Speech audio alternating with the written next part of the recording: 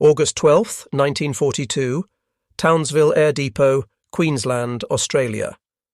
The wrench felt heavier than usual in Major Paul Gunn's calloused hands as he twisted the final bolt securing 4 Browning machine guns into the nose of a Douglas A-20 Havoc light bomber.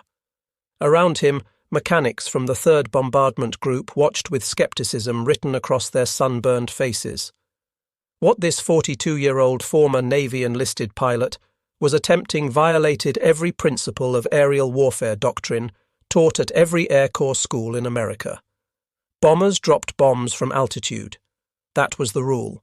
That was what decades of theory and training had established. Yet here stood Gunn, a man who had never attended a single day of officer training, preparing to turn a medium bomber into something the world had never seen. A flying gun platform that would hunt Japanese ships at wave-top height like a predator stalking prey. The mechanics did not know it yet, but the modifications being bolted onto this aircraft would help reverse the tide of a war that America was losing badly in the Pacific. Within 8 months, the revolutionary tactics born in this Australian maintenance depot would destroy an entire Japanese convoy in just 15 minutes of combat, killing nearly 3,000 enemy soldiers and permanently changing naval warfare. The transformation had already begun, triggered not by generals in Washington, but by one man's need to rescue his family and his refusal to accept that American bombers were dying for nothing. The mathematics of Allied defeat in the Pacific were brutally simple in mid-1942. American B-17 Flying Fortresses and B-25 Mitchell medium bombers were attacking Japanese shipping from altitudes between 10,000 and 12,000 feet, exactly as doctrine prescribed.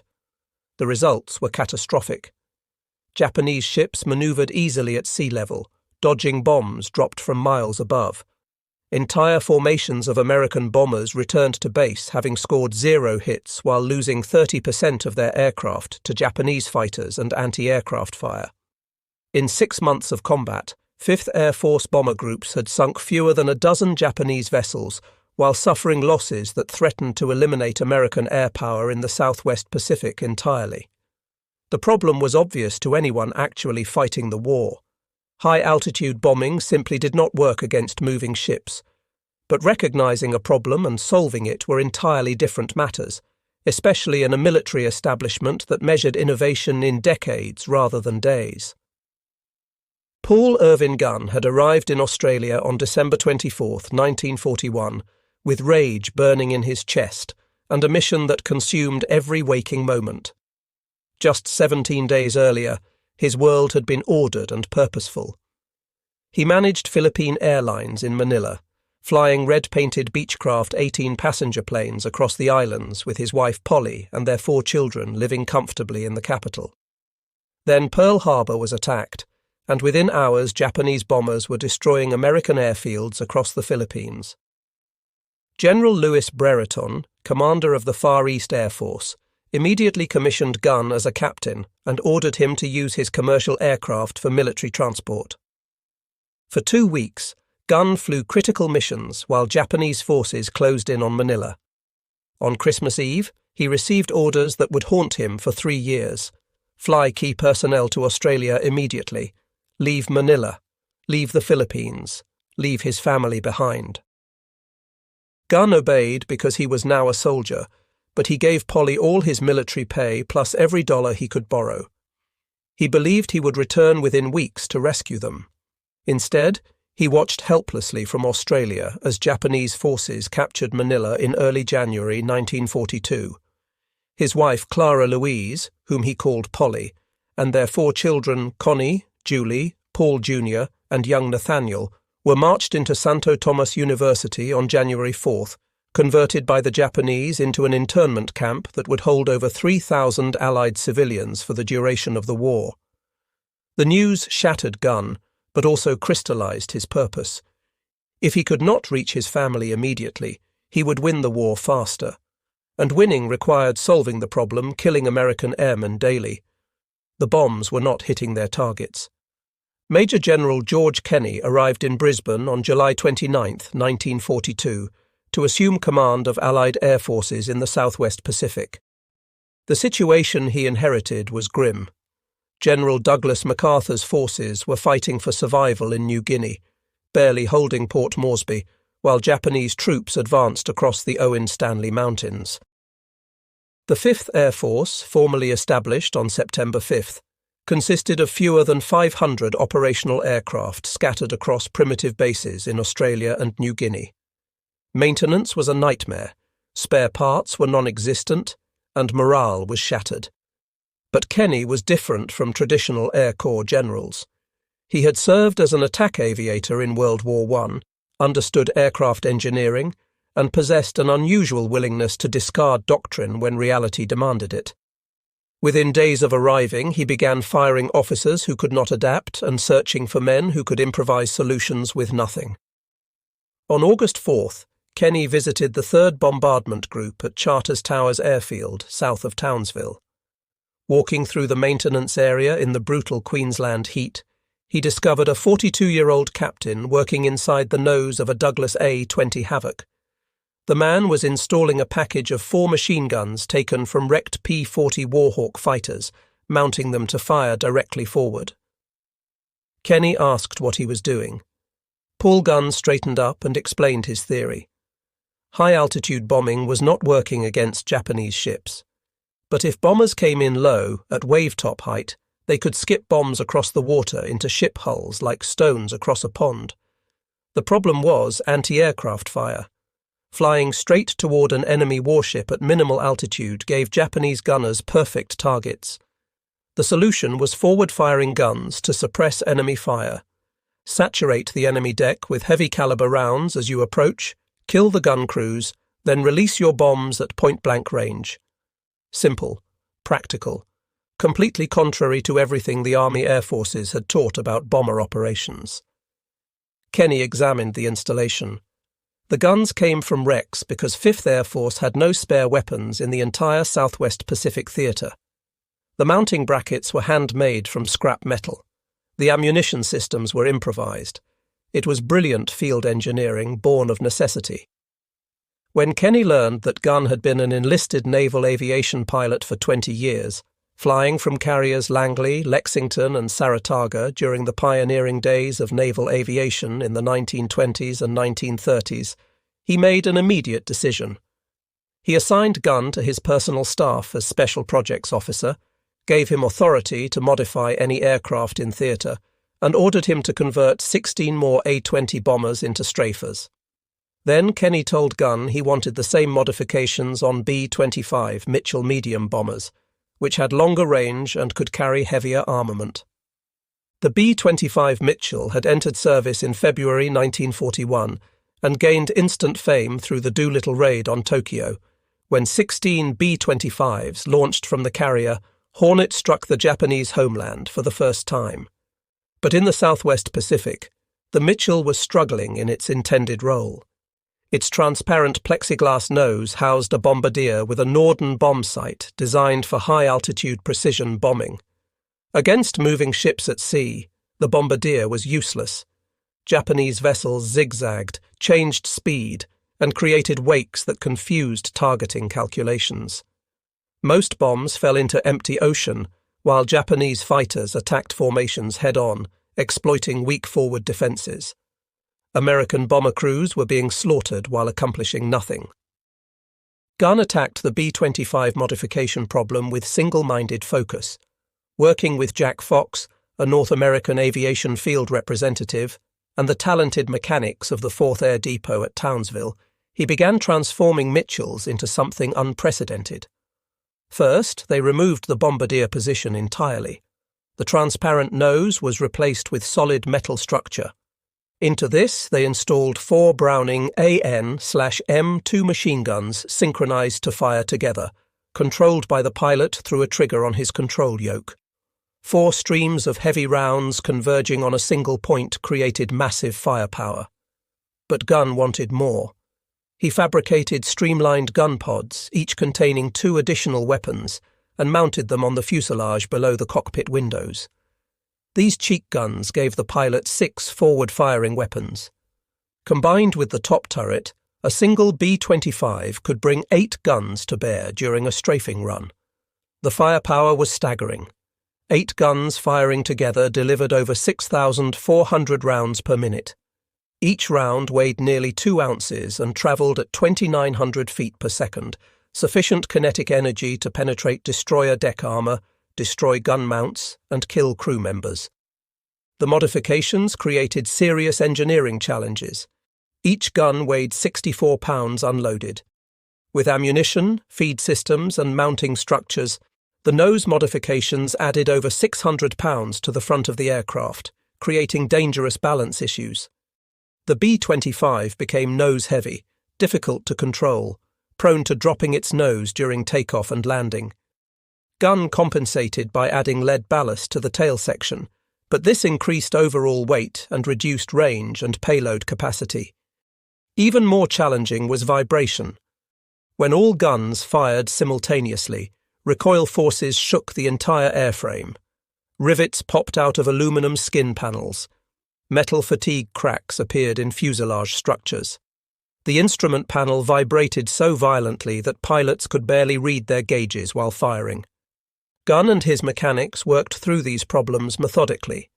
They reinforced fuselage skin with heavier gauge aluminum around gun mounting points. They installed additional bracing between the fuselage and engine nacelles to prevent wing damage from recoil forces. They modified ammunition feed systems to reduce jamming. They tested different gun synchronization patterns to minimize peak vibration loads. The work took weeks of trial and error, but gradually they solved each problem. The result was a stable, reliable weapons platform that transformed the Mitchell from vulnerable bomber into ship-killing predator. While Gunn modified aircraft in Australia, Major William Benn was developing complementary tactics in combat. Benn commanded the 63rd Bombardment Squadron flying B-17 Flying Fortresses and had become frustrated watching his bombs miss Japanese ships from 12,000 feet. During Kenny's flight to Australia in July, the two men had discussed an old technique called skip bombing. During a stopover in Fiji, they borrowed a B-26 Marauder and tested the concept over the ocean. The idea was straightforward but required precision flying. Approach the target at very low altitude, fly at high speed, and release bombs with delayed fuses as you close on the target. The bombs hit the water travelling at aircraft speed, skip across the surface, and strike the ship's hull at or below the waterline. When they explode, they blast holes that sink ships rapidly. Benn demonstrated the technique's effectiveness in the B-17, even using it on combat missions. Kenny realised that Gunn's strafer A-20s and B-25s, with their nose-mounted guns, were perfectly suited for skip bombing attacks. The forward-firing weapons would suppress anti-aircraft fire, while the aircraft closed to bombing range. By November 1942, Gunn had converted enough aircraft to begin combat testing. On September 12th, modified A-20 strafers attacked the Japanese airfield at Buna, New Guinea. The results exceeded expectations. Strafers came in at treetop level, guns blazing, destroying aircraft on the ground, and tearing apart hangars and fuel depots.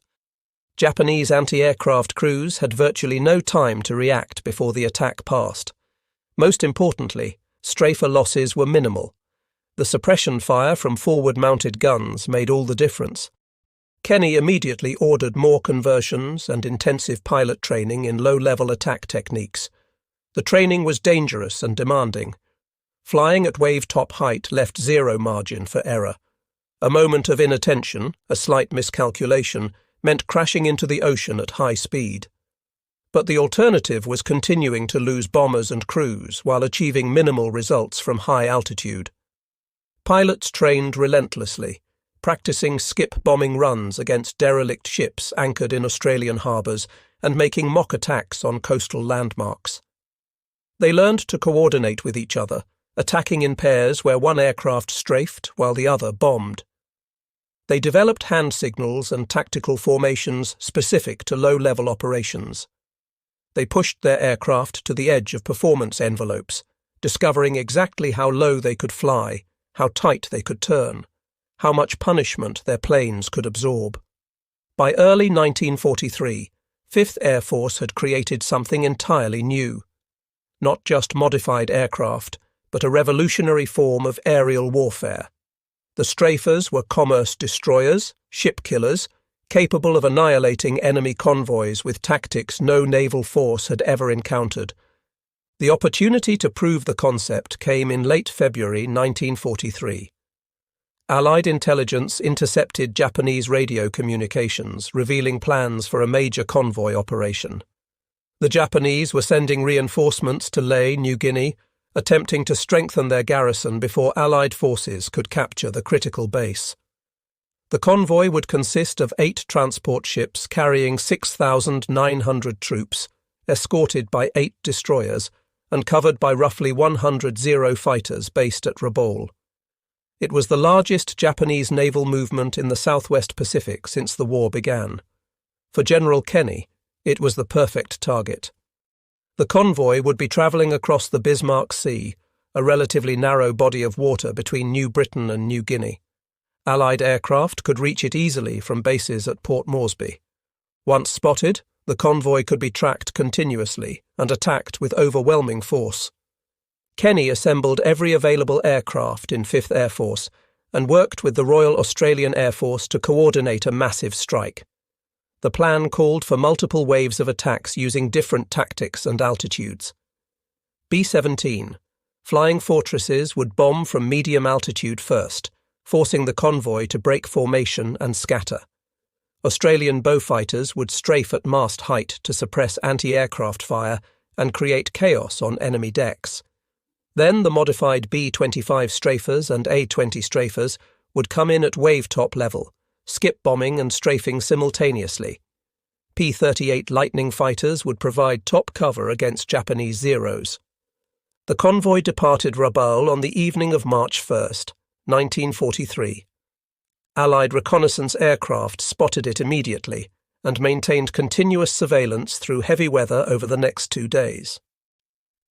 On the morning of March 3rd, the weather cleared.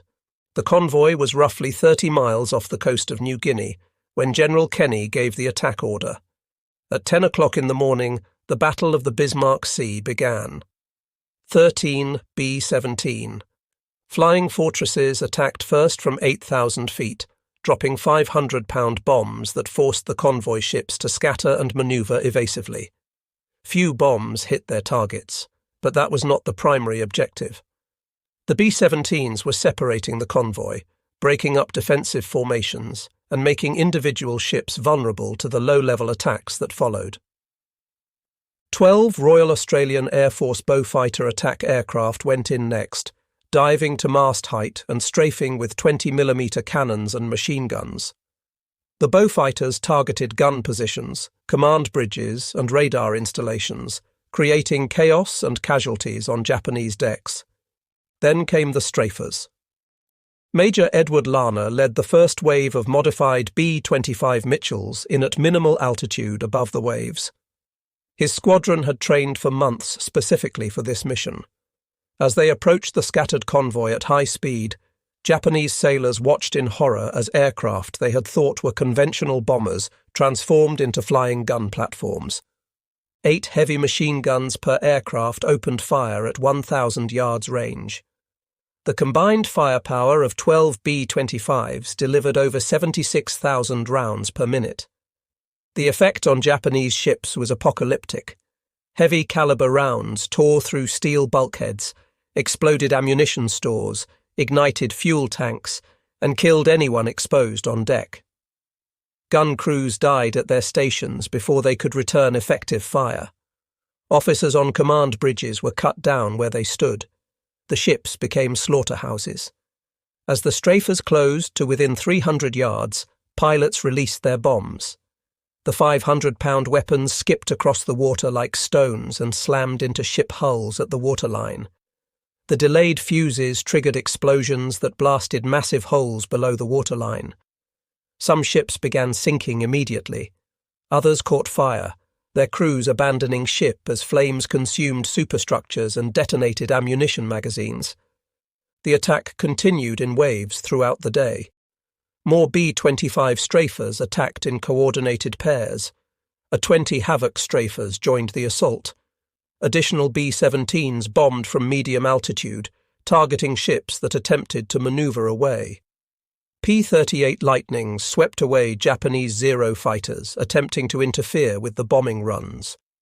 By mid-afternoon on March 3rd, the Bismarck Sea had become a graveyard. All 8 Japanese transport ships were destroyed, sinking or burning. 4 of the 8 destroyer escorts were sunk. The remaining 4 destroyers, heavily damaged and barely operational, limped back toward Rabaul with around 2,700 survivors crammed aboard.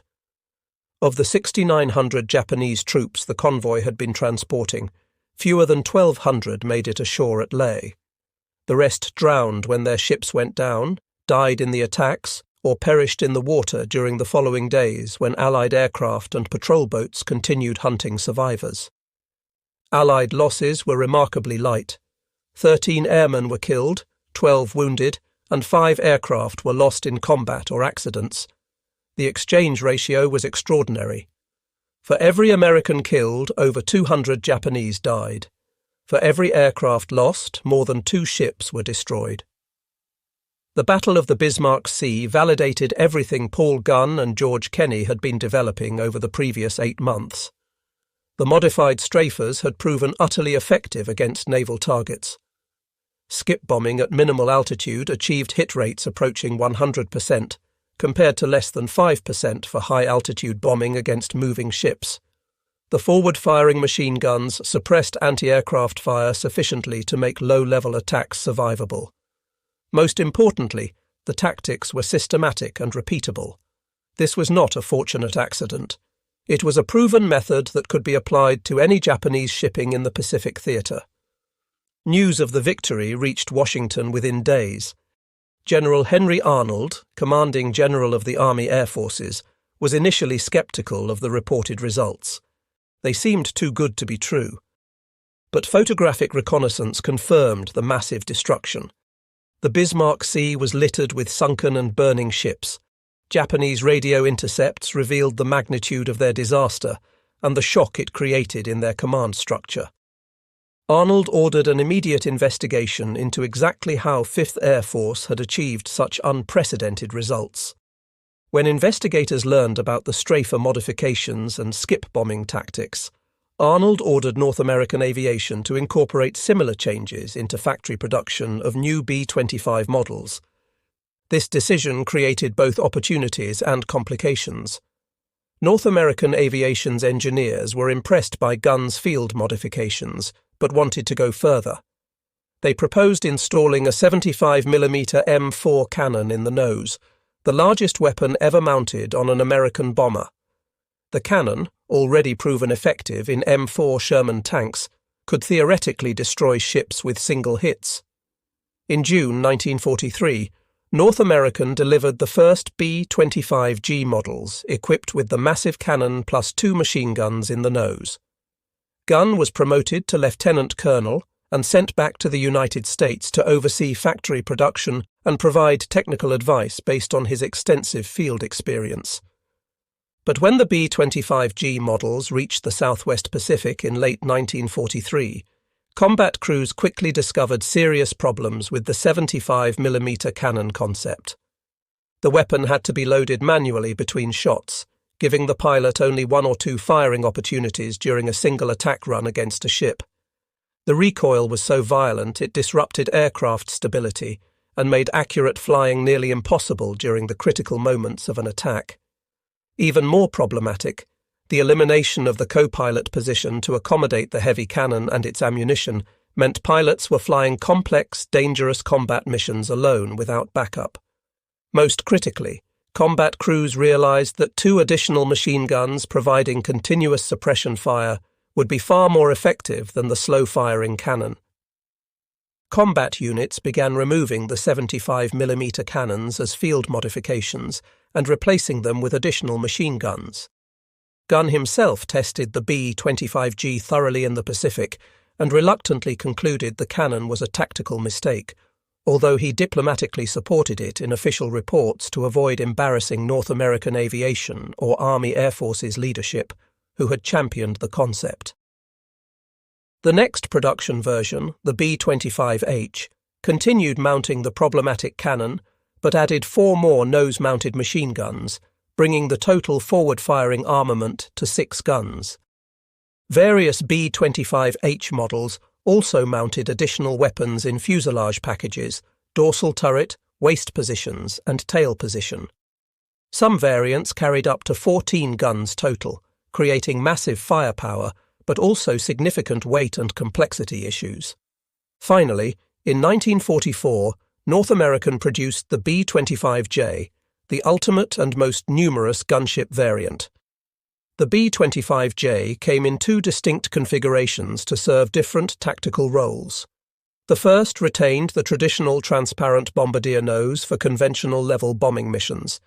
The second featured a solid metal nose packed with 8 forward-firing machine guns, exactly as Gunn had originally envisioned in 1942.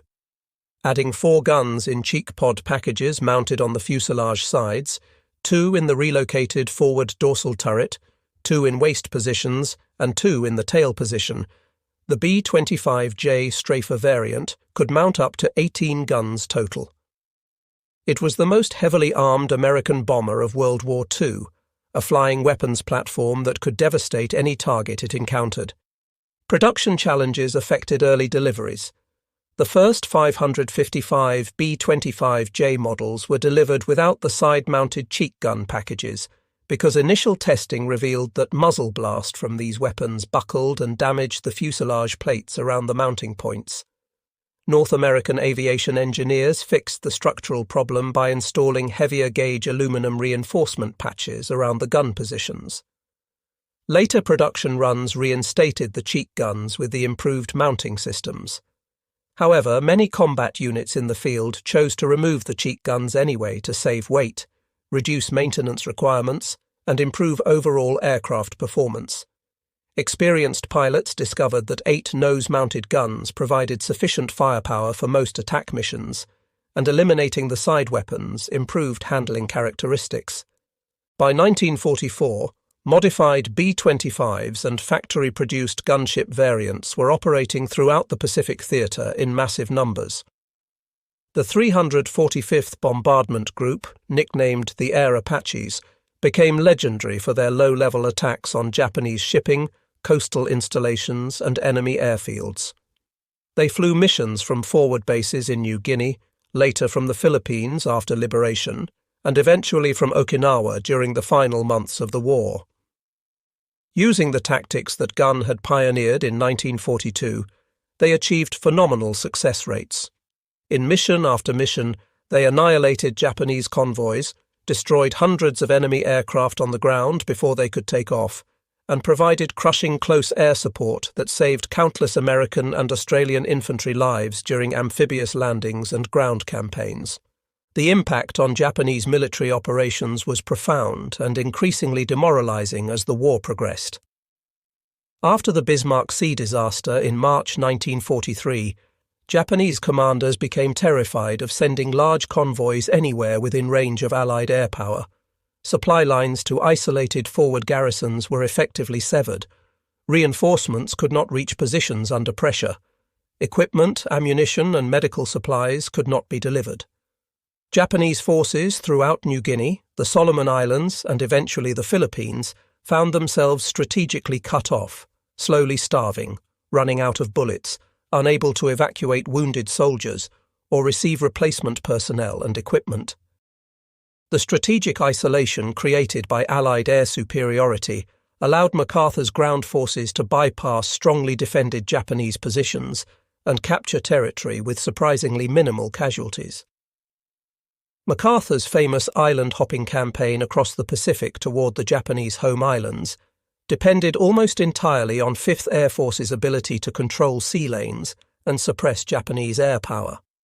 The modified B-25 strafers were absolutely central to that capability.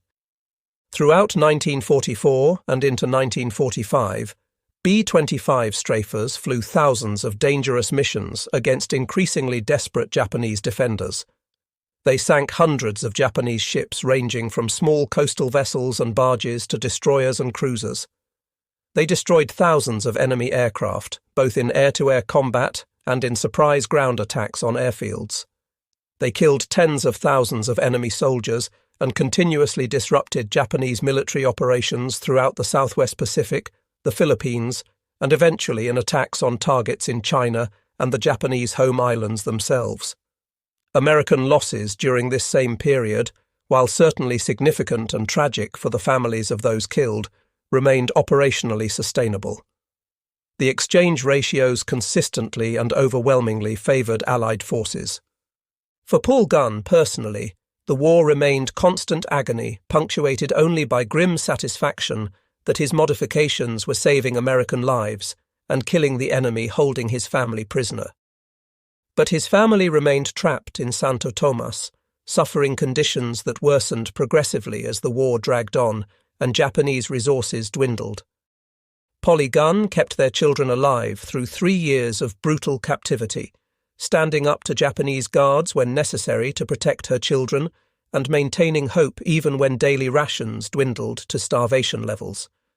Their daughter Julie, despite being confined in a full-body cast for months due to serious illness contracted in the unsanitary camp conditions, became a courier for the Filipino resistance movement operating in Manila. She smuggled messages and contraband past Japanese checkpoints, risking execution if discovered.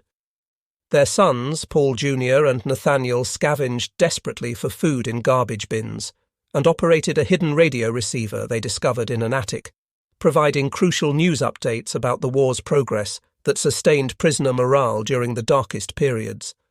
Gunn flew combat missions whenever his duties permitted, earning the Distinguished Flying Cross in 1942 for flying an unarmored aircraft deep into hostile airspace to deliver medical supplies to besieged American troops on Bataan. He participated in the Royce mission in April, flying B-25 bombing strikes against Japanese military positions in the Philippines in a desperate and ultimately futile attempt to relieve surrounded American forces before their inevitable surrender. He earned additional decorations for repeated acts of heroism and innovation, but he cared nothing for medals or recognition. He wanted only to win the war faster and free his family from captivity. In November 1944, Gunn was severely wounded during a Japanese bombing attack on American positions at Leyte in the Philippines. Shrapnel from an exploding bomb tore through his right shoulder, causing massive tissue damage that rendered his arm nearly useless for the rest of his life. He was evacuated to Australia for emergency medical treatment and lengthy rehabilitation. The crippling wounds effectively ended his combat flying career, but he continued working on aircraft modification projects and pilot training programs until the war's end. On February 3, 1945, American cavalry forces liberated Santo Tomas internment camp during the brutal Battle of Manila. General Douglas MacArthur had personally ordered a flying wedge formation of the 1st Cavalry Division to reach the camp as quickly as possible, before Japanese forces could massacre the prisoners in a final act of desperation. Colonel Dave Hutchinson, who commanded the 308th Bombardment Wing and knew Gunn well from their service together, accompanied the liberating troops specifically to locate and protect the Gunn family. When Polly and the children finally emerged from 3 years of captivity, they were severely emaciated, sick with various diseases, and deeply traumatized by their experiences. But they were alive. MacArthur visited the camp personally 2 weeks after liberation and met with the Gunn family, recognizing them as relatives of one of 5th Air Force's most important and innovative officers. He arranged immediate air transportation to Australia, where Paul Gunn was still recovering from his combat wounds. The family reunion after 3 years of forced separation was bittersweet and emotionally overwhelming. The family was physically together at last, but all had been irrevocably changed by their experiences. Polly had maintained her inner strength through deep faith and determined willpower, protecting her children through unimaginable hardship, but the years of starvation and constant stress had damaged her health in ways that would never fully heal. The children had lost their innocence far too early, forced to become adults while enduring conditions no child should ever experience. Gunn himself was physically broken by his wounds, unable to ever fully use his right arm again, but they had survived when so many other families had been destroyed or separated permanently by the war. Gunn retired from the Army Air Forces on June 30, 1948, with the rank of full colonel. His military decorations for service during World War II included the Distinguished Flying Cross with oak leaf cluster indicating a second award, the Silver Star for gallantry, the Legion of Merit for exceptionally meritorious conduct, the Air Medal for aerial achievement, and an extraordinary 9 Purple Hearts reflecting the multiple times he was wounded during combat operations. After the war ended, Gunn returned to his passion for aviation in civilian life. He rebuilt Philippine Airlines, the commercial airline he had managed before Pearl Harbor changed everything. He flew charter operations across the South Pacific region, unable to stay away from aviation despite his permanent injuries. On October 11, 1957, Gunn was piloting a charter flight when his aircraft encountered severe weather over the Pacific. The plane crashed in the storm, killing Gunn instantly. He was 57 years old, exactly 1 week short of his 58th birthday. He was buried with full military honors at Barrancas National Cemetery at Naval Air Station Pensacola, Florida, near the base where he had once served as a flight instructor during his 2 decades as an enlisted naval aviation pilot. The B-25 Mitchell remained in active service with various air forces long after World War II ended. Total production reached 9,816 aircraft built between 1940 and 1945 at 2 North American aviation factories. The Inglewood, California plant produced 3,209 aircraft, while the larger Fairfax, Kansas facility built 6,680. The B-25 was the most produced American medium bomber and the 3rd most produced American bomber overall, trailing only the B-24 Liberator and the B-17 Flying Fortress in total numbers. Of those nearly 10,000 Mitchells built, over 4,300 were B-25J models, and a significant portion were constructed as gunship variants following the design principles that Paul Gunn had pioneered in crude field modifications back in 1942. The B-25 served with distinction in air forces around the world. The Soviet Union received 862 aircraft under Lend-Lease agreements and used them extensively on the Eastern Front against German forces. The Royal Air Force operated Mitchell bombers throughout Europe and the Mediterranean theatre. The Royal Netherlands East Indies Air Force flew Mitchells defending and later recapturing their colonial territories. The nationalist Chinese Air Force used B-25s extensively against Japanese forces. The Royal Australian Air Force operated Mitchells in the Southwest Pacific alongside American units. Brazil, Canada, and numerous other nations flew the type during and after the war in various roles. Many B-25s continued flying well into the 1960s in training, reconnaissance, and support roles. Some were converted into corporate transports or aerial firebombers. A number remain airworthy today as treasured warbirds in private collections and flying museums. The legacy of Paul Gunn's work extended far beyond the specific B-25 modifications he developed. He demonstrated conclusively that field innovation driven by combat necessity could solve critical tactical problems faster than waiting for solutions to emerge from manufacturers or the bureaucracy in Washington. He proved that experienced enlisted personnel with deep technical knowledge could contribute at levels traditionally reserved exclusively for academy-trained officers. He showed that wartime circumstances demanded unconventional thinking and that rigid bureaucratic procedures should never be allowed to prevent effective combat operations when lives hung in the balance. General Kenny recognized these principles immediately and built the entire 5th Air Force organizational culture around them.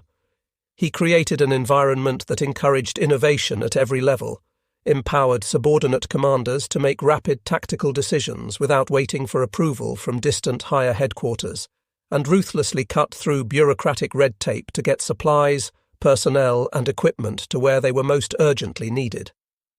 This culture of aggressive innovation created an organization that consistently outperformed Japanese forces, despite operating with fewer resources and receiving lower priority for reinforcements than units fighting in the European theatre. The strafer concept that Gunn pioneered influenced post-war military aviation development profoundly and permanently. The Douglas A-26 Invader light bomber incorporated forward-firing guns as primary armament directly from the factory, validating Gunn's approach. Post-war attack aircraft like the Douglas A-1 Skyraider mounted extensive gun packages and proved highly effective in Korea and Vietnam. The Fairchild A-10 Thunderbolt II, introduced in the 1970s and still in frontline service today, carries a massive 30mm GAU-8 Avenger rotary cannon capable of destroying modern tanks, representing a direct evolution of Gunn's gunship philosophy adapted for the jet age.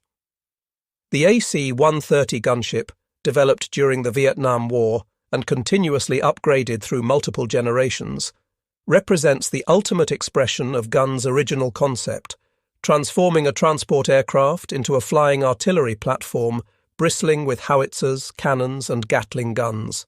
Attack helicopter tactics developed in the 1960s employed fundamentally similar principles. The AH-64 Apache attack helicopter uses Gunn's basic approach translated to rotary wing aviation: approach targets at low altitude, suppress enemy fire with heavy automatic weapons, and destroy targets with precision munitions. The tactics that 5th Air Force aircrews developed over the Bismarck Sea in March 1943 remain operationally relevant in 21st century combat operations, adapted for new technologies, but based on the same fundamental principles of surprise, suppression, and overwhelming firepower at close range. The Battle of the Bismarck Sea remains one of the most complete and one-sided victories in the entire history of naval warfare. The scale of destruction inflicted on the Japanese convoy relative to the minimal losses suffered by the attacking Allied air forces was unprecedented. Japanese military analysts studied the battle extensively after the war, attempting to understand how their well-defended convoy had been annihilated so quickly. Their conclusion was sobering. They determined they had no effective tactical defense against massed low-level attacks by heavily armed aircraft employing skip bombing techniques. Their anti-aircraft weapons were designed primarily for high-altitude defense. Their fighters could not simultaneously protect against both high-altitude bombers and low-altitude strafers. Their ships lacked the speed to evade skip-bombing attacks conducted at point-blank range. The only viable solution was entirely defensive and strategically crippling. Avoid sending convoys anywhere within the operational range of Allied air power. This defensive posture effectively ceded control of vast ocean areas and critical sea lanes to the Allies. It doomed Japanese garrisons throughout the Pacific to progressive isolation, starvation, and eventual defeat. After the Bismarck Sea disaster, Japan never again attempted to send a large convoy through waters where American aircraft could reach them. Reinforcement operations shifted to using submarines and small fast vessels operating primarily at night, methods that could move only a tiny fraction of the men and materials that conventional convoys could transport. Japanese forward forces withered progressively, unable to replace combat losses or receive adequate supplies, while Allied strength grew continuously. As the Pacific War progressed through 1944 and into 1945, the role of B-25 strafers evolved to meet changing tactical requirements. With Japanese shipping largely eliminated as a significant threat by late 1944, strafers increasingly shifted to supporting ground operations directly. They attacked concentrated Japanese troop formations, destroyed fortified positions and bunkers, interdicted supply lines, and provided crushing close air support during amphibious landings and ground offensives. New tactics emerged specifically for these ground support missions. Strafer pilots learned to coordinate closely with forward air controllers who directed attacks against specific high-value targets in real time. Radio communication systems improved dramatically, allowing immediate tactical adjustments based on rapidly changing battlefield conditions. By the time Japan finally surrendered in August 1945, the 5th Air Force had evolved into one of the most effective combat organizations in military history. Its transformation from the defeated remnants scattered after the Philippine campaign in early 1942 to the dominant air power in the entire Pacific theater by 1945 was remarkable. That transformation was built on continuous innovation, rapid adaptation to changing circumstances, and the extraordinary courage of men like Paul Gunn, who refused to accept defeat and consistently found ways to win against seemingly overwhelming odds. From the Battle of the Bismarck Sea through the final missions flown in August 1945, 5th Air Force B-25 strafers and other modified attack aircraft sank or seriously damaged over 1,300 Japanese vessels of all types. They destroyed thousands of enemy aircraft. They killed tens of thousands of enemy soldiers and continuously disrupted Japanese military operations throughout the Southwest Pacific and the Philippines. The brutal mathematics of attrition warfare favored the side with superior industrial capacity to replace losses, better logistics to support forward operations, and faster innovation to counter enemy adaptations. The United States possessed decisive advantages in all three categories. Veterans of 5th Air Force, who had the privilege of flying with Gunn or working with him on aircraft modifications, remembered him decades later with deep affection and lasting respect. In oral history interviews conducted long after the war ended, former pilots and mechanics consistently spoke of Pappy Gunn as a genuine legend. He was a man who could diagnose and fix any aircraft mechanical problem, improvise functional solutions to seemingly impossible technical challenges, and calmly fly dangerous combat missions that terrified much younger men. His mechanical genius and deep understanding of aircraft systems was matched by hard-won practical wisdom about flying and fighting that could only come from 2 decades of operational experience.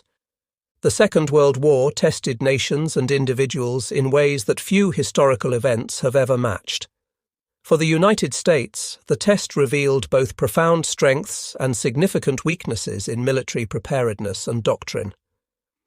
American industrial capacity was genuinely unmatched globally, but American military doctrine at the war's beginning was often inadequate for the realities of modern mechanized warfare.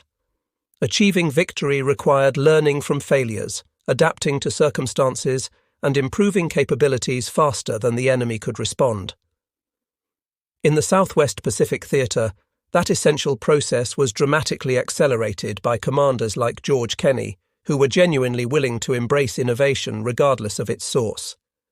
Paul Gunn embodied that innovative culture perfectly. He turned personal need to rescue his imprisoned family into tactical innovation that measurably changed the course of the war. The transformation of the B-25 Mitchell from a conventional medium bomber into a ship-killing gunship symbolizes the fundamentally American approach to warfare. When initial strategies fail to produce acceptable results, Americans adapt. When standard equipment proves inadequate, Americans modify it or build something better. When established doctrine becomes obsolete, Americans write new doctrine based on combat reality. This capacity for rapid adaptation, perhaps even more than superior technology or overwhelming industrial resources, explains American military success. The lessons from Gunn's story remain operationally relevant today. Modern warfare continues to evolve rapidly, driven by accelerating technological change and adaptive adversaries. Success requires military organizations that can identify emerging problems quickly, develop practical solutions rapidly, and implement necessary changes effectively throughout the force. As Paul Gunn demonstrated in 1942, sometimes the best solution is also the simplest. Identify what is not working, figure out how to make it work using available resources, and implement changes immediately. The B-25 gunship was not supposed to exist according to official doctrine. Medium bombers dropped ordnance from medium altitude. That was the established wisdom, taught at every military school and codified in every official manual. Paul Gunn ignored that wisdom because combat reality demanded it. Japanese ships were not being sunk by high-altitude bombing. American bomber crews were dying for no result. So Gunn created something entirely new, assembled from parts taken from wrecked fighters, tested in combat because there was no time for proper evaluation. The result was one of the most effective anti-shipping weapons of World War II, proof of what determined individuals can accomplish when courage meets necessity and refuses to accept defeat.